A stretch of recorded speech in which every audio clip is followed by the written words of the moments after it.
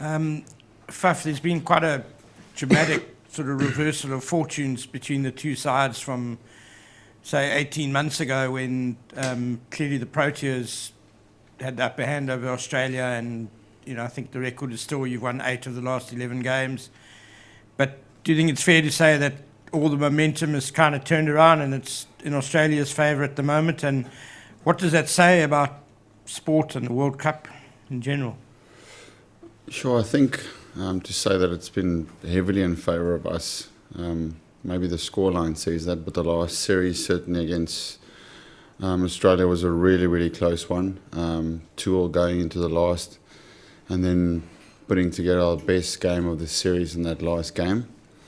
And then obviously the World Cup, I think the fact that Australia has been boosted by the 2 guys coming back into their batting lineup has made them a pretty complete team. There's not many holes in their team now, and they've played some really good cricket at this World Cup. But I think they had some nice confidence also leading into the World Cup, beating, I think it was Pakistan pretty convincingly, and then playing well in India as well. But obviously they, as you rightly say, they are a very, very confident team probably right now, and we probably just a little bit off where we need to be. But in saying that, once we cross that rope tomorrow, playing against Australia is certainly for me, my favourite team to play against. It's a great competition between 2 fierce nations. So yes, they're looking pretty where they're sitting in terms of the World Cup, but we still going to make sure we give it everything. Faf, when the fixtures came out, I don't know, 18 months ago, whatever it was this fixture one that you immediately identified as one that could kind of potentially make or break your tournament? Was it always going to be a massive one? And then how disappointing is it that it's not? Yeah, we did. When it came out, we did exactly look at the last game of the World Cup, especially with, as I mentioned the other day, the 2 less teams going into the final stages. It's not a quarter-final tournament anymore. It's only a top 4. And when we looked at it, it was like, sure, Australia in the last game will be a great opportunity to possibly one of the 2 of the teams to play the last game almost like a quarter-final. But it isn't the case now.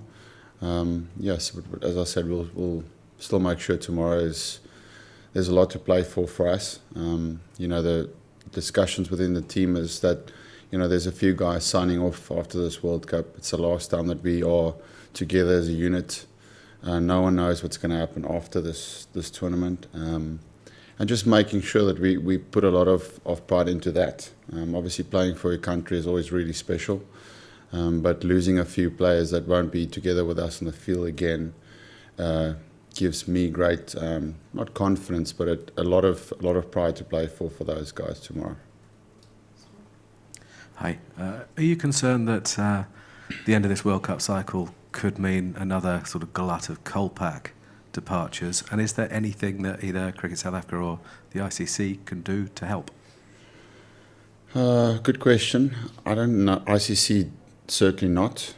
Cricket South Africa, I know they've been trying to put things into place. There's almost 2 groups of players when it comes to South African cricketers. There's I suppose more of your test players. For them, the Kolpak option is the dangling carrot, and then more your white ball specialist is probably the circuit, the T20 circuit around the world. So both of those areas is big concerns for cricketers in South Africa.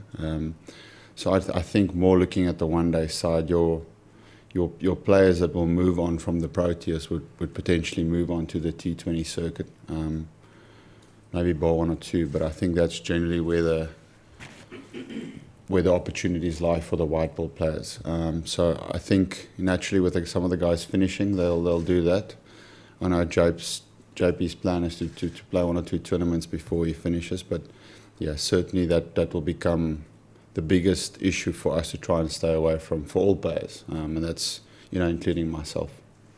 The reason I asked about the ICC is because Jason Holder in the past has talked about subsidising salaries and these sorts of things. Is that something that you think would be helpful? I think that is perfect world, but we don't live in a perfect world. So I don't think. I think your England, Australia, India will always be the higher paid nations. If that changes, it will be amazing for the rest of the world. But I think that it's a long way from happening. And that's one way that you can try and keep. Because you look at it's easier for the guys who's playing for England or Australia or India to remain in their countries and just play their cricket there. Obviously, the currency is very strong, but also the packages that they get paid is obviously a lot different to your smaller nations. And West Indies is a great example. They're probably the worst off, and that's why they've lost so many players to the circuit.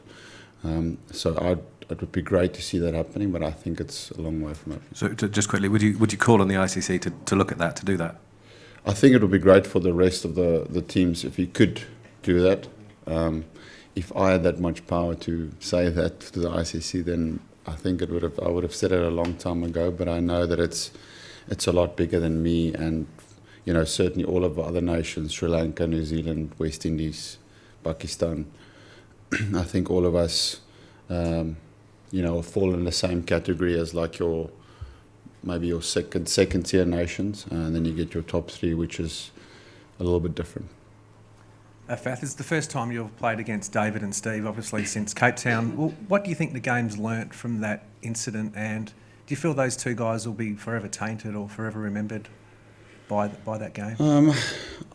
Certainly, they're extremely hungry to perform at international cricket again, and I think any player that is as good as the two of them that will get taken away from playing at the highest stage will come back extremely motivated, and I think you can see that the two of them are, and they are doing well and scoring runs. For me, I don't look at it like that. Whether the game will remember them for that, I don't think so. I think their records and their performances will speak much louder than one incident as a once-off. And I think they're probably better, I won't say people, but they if you can look at them now, you can see that as a team, obviously Australian culture looks like it's really good. So they've learned from that, and they've made themselves stronger for it. And I think that's a good sign for anyone, is all of us makes mistakes. It's about how you learn and how you move forward. Faf, has there been any chat about the events in the Kingsmead stairwell, or what happened on the field in Cape Town amongst yourselves, Quinton, Kagiso, for example? Has there been any chat in the team? Not really, apart from me putting a shirt on next time. But no chats. It was obviously quite a funny. It was serious, but it was funny watching that video. So that's probably something we'll be remembered for, as the stairwell. But no, certainly not. We saw it as a after that, very, very light-hearted thing. Faf, to take you back to the bigger picture again, obviously it's not been a great World Cup for South Africa, and there's all sorts of people calling for all sorts of change in the bigger system of the game in South Africa. Do you agree that a lot has to change, and what do you think that change might need to be? Sure, that's a question that's way above my pay grade. It's difficult for me to say. I don't know to the context of what the people have been saying needs to change. I think cricket South Africa is in a good place. It's producing young cricketers. If you look at the last year or two, there's been so many young cricketers jumping through into the main side, probably more than ever. So that means that there is talent. There's definitely talent, and we are performing. We are, and obviously bar this World Cup, we are performing. We've been playing winning cricket. So I think as long as you're producing cricketers that are winning, there's nothing that needs to change. The question would come in is when you start losing consistently as a team, and then you'd go, right, what do we need to change here? But I think right now, obviously people would be very, very disappointed, and so are we as a team. But I don't think it's not desperate times calls for desperate measures yet. I think it's just having a bit of time after this World Cup for everyone to go their separate ways, and just sit and think what needs to be done. Where does the team need to move forward to? What decisions needs to be made for this team to move forward?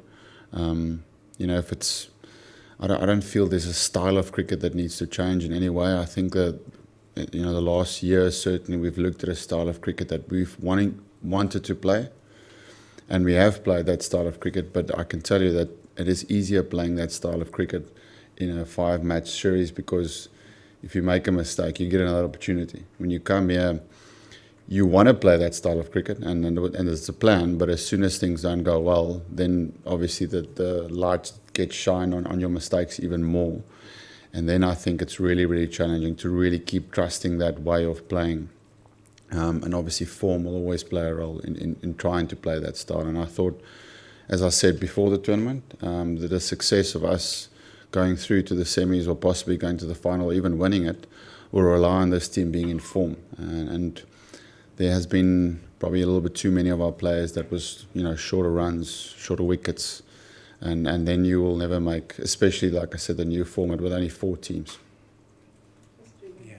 Being captain of an international side is a stressful experience, even when everything's going smoothly. Have you given any thought to your own future as captain or a future as a South Africa player? Yeah, as I said now, I think same for me. My almost like plan for myself was to commit fully to the World Cup and not even think of anything else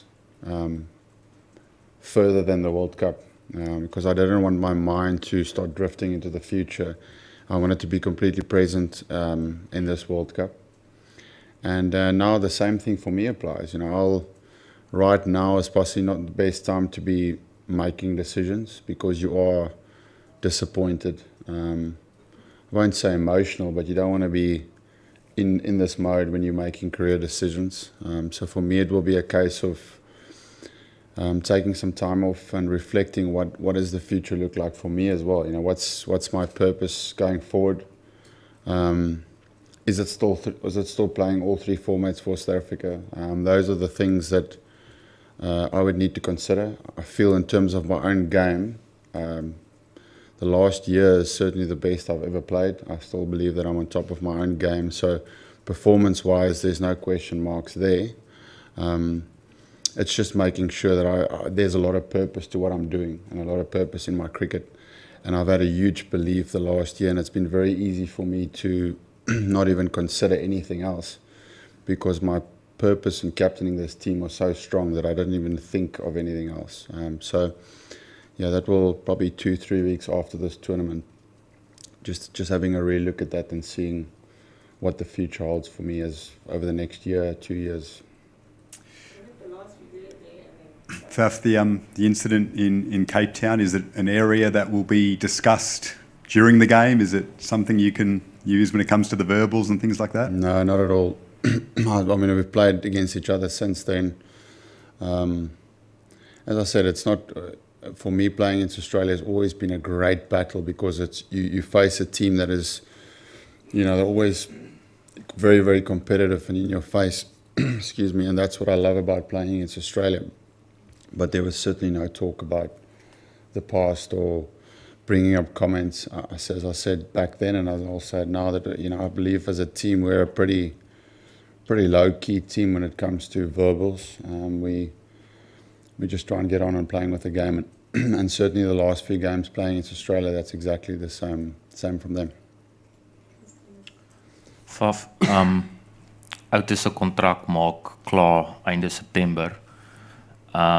Net twee vrae vir jou, sou jy graag wou hê jy in die span dat daar dalk gepraat word oor 'n verlenging, en indien nie, die toer na Indië begin 15 September, wat is die beste situasie? Moet daar voor die toer 'n nuwe afrigter wees, of hoe sien jy daai situasie?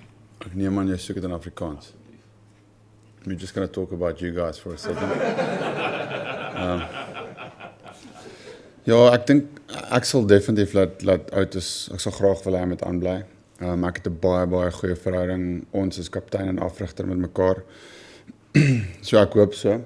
Ek hoop dat dit nog steeds deel is. Ons het T20 World Cup ek bedoel 'n jaar en 'n bietjie van nou af. En dit was ons albei se plan was obviously hierdie wêreldbeker, maar ook die volgende een. Want hulle is redelik naby aan mekaar. So dis hoe ek dit nog sien. die grootste ek nie challenge nie, maar een van die groot dinge wat met 'n nuwe afrigter kom is daar moet baie tyd ingesit word in nuwe verhoudings bou. Want dit vat 'n rukkie en dit vat baie energie om 'n verhouding met 'n nuwe afrigter te bou en dit vat baie en ek het baie in Outes ingesit en hy het baie in my ingesit om mekaar te leer ken en ook om die spelers te leer ken. So dis 'n moeilike en ek weet wat jy sê is of wanneer as daar 'n nuwe afrigter kom, wanneer kom daar een? Daar's altyd daai challenge, daar's nooit regtig 'n perfekte tyd nie, maar ja, as ek die vraag kry wil ek hom nog aan boord hê, definitief ja. Just last to say, that was supposed to be at the end, guys. And then back there the last. Faf, way more boringly, can you just give us an injury update, guys like Miller, Mingidi? Miller, yeah, he's not 100% for the next game. And yeah, Lungi was fit the previous game, but we just decided to go with a different balance. Yeah, so that will, probably be going in with the same team. And Faf, taking you back a little bit, I've asked a few players this week. Obviously, 20 years ago was one of the great one-day matches played between Australia and South Africa in a World Cup here in England. I was just interested in your memories and I guess where you saw the game, how you saw the game and whatnot. I know you were obviously very young then. Yeah, I don't remember them as great. I mean, I remember them as being sad, but obviously for you guys it was amazing. Yeah, actually, funny enough, like because you or myself was quite young at the stage and you watched the game, but you didn't really understand the finer details of the game. And like watching it back now, you see a completely different game. I see South Africa cruising and then Warnie coming on and bowling, and one ball hitting on the toe and going to slip, and you're thinking DRS, like could it been, could it been different? And then you watch the last over and you like think Lance basically was batting. You were seeing the ball this big, so you could take down a boundary any stage of that over. But then you put yourself in that situation. You go, it's actually in that moment. It's not always as easy as it looks. There's not that clarity of thinking because there is so much pressure on that period of the game, and it's easy to sit now and go, well, why wasn't there a discussion between the batter and the tail ender that just saying, listen, I'm just going to take care of this bowler. But it doesn't work. It's everything happens so quickly. So I just look at the game now, obviously a lot different because I've gone through a lot of these events as well now.